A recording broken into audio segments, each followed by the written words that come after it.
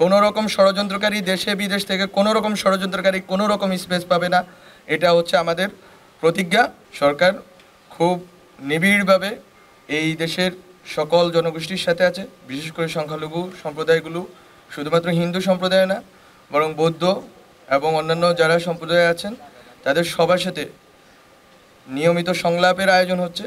নিয়মিত বোঝাপড়া হচ্ছে এবং সরকার তাদের ন্যায্য দাবিগুলো মেনে নেওয়ার ক্ষেত্রে যথেষ্ট ওপেন আছে এখনও। এবং আমরা মনে করি রাজপথের আন্দোলন বিভিন্ন ইস্যু নিয়ে হতেই পারে, কিন্তু আমরা চাই যে আন্দোলনে এখানে যারা সংখ্যালঘু সম্প্রদায় থেকে আন্দোলন করেছেন তাদেরকে আমরা অনুরোধ করব, সরকার ধীরে ধীরে পদক্ষেপ নিচ্ছে। আপনারা এটাও জেনে রাখেন যে দুর্গাপূজাটা শেষ হলেই আমরা আইন শৃঙ্খলা বাহিনীর সামর্থ্য এবং শক্তি সম্বন্ধে আপনারা এখনও জানেন, আমরা মাত্র গুছিয়ে নিচ্ছি রাষ্ট্রকে। তো এই সময়টাতে আমরা মনে করি খুব দ্রুতই যারা ক্ষতিগ্রস্ত হয়েছে সেই সকল ফ্যামিলিগুলো জাস্ট পুনর্বাসনের জন্যই আমরা টাকা সরকার থেকে দেওয়া হচ্ছে এরকম না, বরং যারা ক্ষতিগ্রস্ত হয়েছে এবং উদ্দেশ্যমূলকভাবে অথবা ইনডিসক্রিমিনেটলি হামলার শিকার হয়েছে তাদের মামলা, তাদের জন্য তারা যাতে ন্যায় বিচার পান সেই ক্ষেত্রেও সরকার আইনগত সহায়তার ব্যবস্থা করবে, খুব শীঘ্রই সেটা করবে এবং আইন শৃঙ্খলা বাহিনী সেক্ষেত্রে সক্রিয় ভূমিকা পালন করবে। তো ফলত এই দুটি এবং সামনে এই যে আইনি ব্যবস্থার ব্যাপারে সরকারের সহযোগিতার বিষয়ে বলার জন্য আমার মূলত এখানে আসা এবং পূজা মণ্ডপ আমার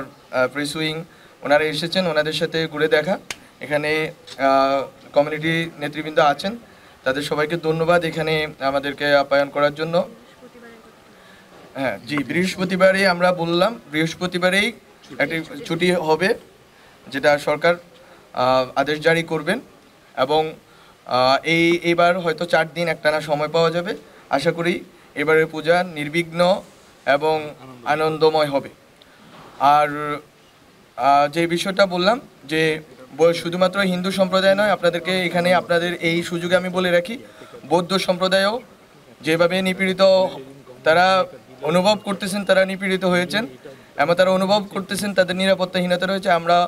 সেটাও খুব নিবিড়ভাবে পর্যবেক্ষণ করছি ওখানকার পরিস্থিতি এবং আমরা দেখব যাতে তারাও নির্বিঘ্নে এবং আনন্দের সাথে তাদের প্রবারণা পূর্ণিমা উদযাপন করতে পারেন। এবং যে উৎসবটি বন্ধের ঘোষণা ওনারা দিয়েছেন, আমরা চাইব বাংলাদেশে কোনো উৎসবে যাতে বন্ধ না হয়, সব জনগোষ্ঠীর নিজস্ব উৎসব পালনের নির্বিঘ্নে আনন্দে উৎসব পালনের অধিকার আছে, সেই অধিকার নিশ্চিতকরণে সরকার বদ্ধপরিকর। হ্যাঁ, কোটি জীবনদান উৎসবের ব্যাপারে আমরা খুব শীঘ্রই এমন করে ব্যবস্থা নিব যাতে ওনারাও যেভাবে এই দুর্গাপূজার বিষয়ে সংশয় সন্দেহ দেখা গিয়েছিল, আমরা এখানে এসেছি আশা করি খুব আনন্দের সাথে এই পূজা উদযাপিত হবে। এবং যারা দুষ্কৃতিকারী তাদেরকে আপনারা এখানে, আমি গতকালকে দেখলাম যে সিসিটিভির ব্যবস্থা করার কথা বলা হয়েছে, খুবই এটা আমাদের অনেক দিনের কথা ছিল যে আমরা যখনই কমিউনিটি লিডারদের সাথে বলেছি যে যেন ওনারা সিসিটিভি ক্যামেরা ব্যবস্থা করেন,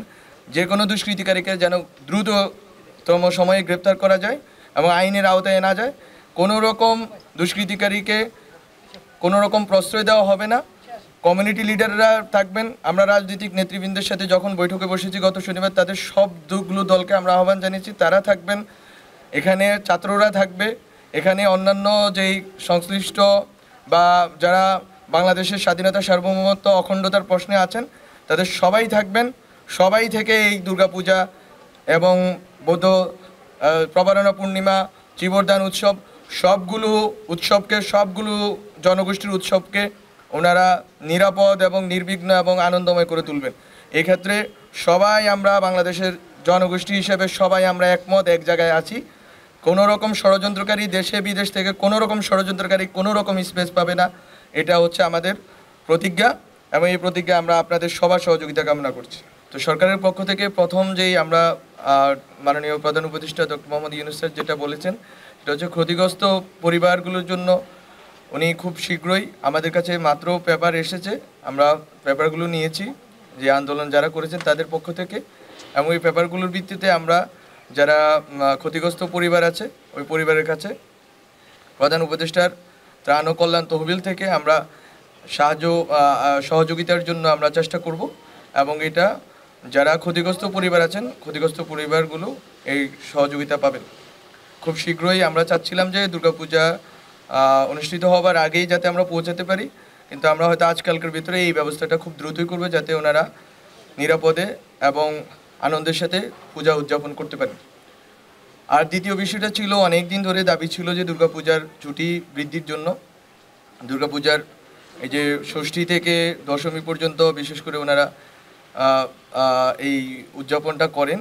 তো এই আনন্দ উদযাপনের জন্য ওনাদের দাবি ছিল। তো আমাদের এইবার যেই অবস্থা হয়েছে যে শুক্র শনিবার পড়ে গেছে এবং রবিবার দশমী, ফলত আমরা চিন্তা করেছি যে একদিন আমরা এবারের জন্য বাড়িয়ে দিব যাতে ওনারা একটা বড় সময় পান পূজা উদযাপনের জন্য। তো এইবার হচ্ছে বৃহস্পতিবারে সরকার আজকের ভেতরেই একটি প্রজ্ঞাপন হয়তো জারি করবেন। এর ভিতর দিয়ে আমরা দেখব যে পূজার ছুটি একদিন বাড়ানো হয়েছে এবং এর মাধ্যমে মূলত একটা মেসেজ দেওয়া এই দুটি উদ্যোগ গ্রহণের মাধ্যমে যে গ্রামে বা শহরে যেখানেই হোক না কেন যারা বিভিন্ন দেশি বিদেশি চক্রান্তের অংশ হিসাবে আপনারা বাংলাদেশের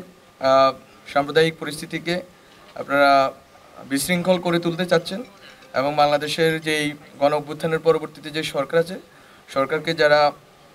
অস্থিতিশীল করার জন্য চেষ্টা করছেন, দেশকে অস্থিতিশীল করার জন্য চেষ্টা করছেন, তাদেরকে জেনে রাখা দরকার যে